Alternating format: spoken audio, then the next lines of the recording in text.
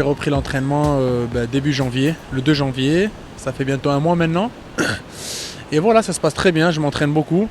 C'est le moment de taper dur sur la prépa physique. Être fatigué, du coup je surfe un peu moins en ce moment, je me concentre surtout sur mon physique.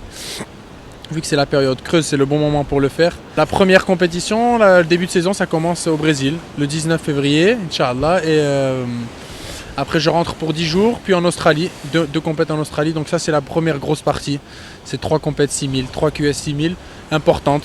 Du coup, être prêt, Inch'Allah, pour bien rentrer dans le jeu d'entrée de jeu, bien rentrer direct. Et voilà. Mon numéro 1, c'est de me qualifier sur le CT et voilà, de rentrer dans le top des meilleurs surfeurs au monde.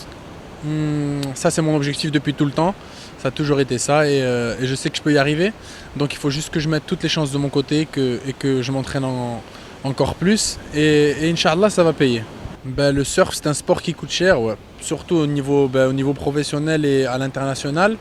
Sur un circuit comme je suis et les déplacements que j'ai, ça coûte cher. À la fin de l'année, ça fait quand même une bonne somme d'argent. Du coup, c'est clair que les sponsors sont primordiaux. Et j'ai eu la chance moi d'avoir Quicksilver depuis tout petit, depuis que j'ai 11-12 ans. Du coup, ils m'ont bien suivi jusqu'à présent, je suis toujours avec eux.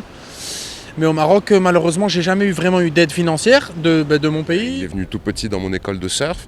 En quelques jours, j'ai vu sa progression et j'ai vu aussi son mental. C'est-à-dire pas que dans l'eau en surf, mais aussi en jouant au ping-pong, en jouant au foot. Et j'ai vu que c'était un gagneur. Donc capacité physique et capacité mentale. La fédération fait un travail très important sur les juniors.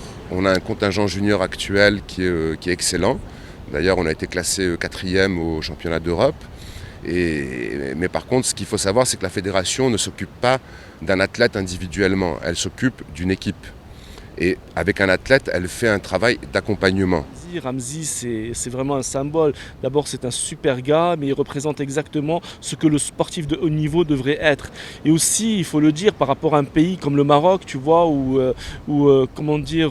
certains jeunes n'ont pas d'alternative, sont en manque de repères. Ramzi représente une solution, c'est-à-dire la solution est du jeune idéal qui est bien dans sa peau, qui est bien dans sa tête, qui a une hygiène alimentaire, qui a une hygiène de vie exemplaire et qui veut atteindre un but qui est l'excellence. L'excellence est porter le drapeau marocain très très haut, qui se donne tous les moyens pour le faire.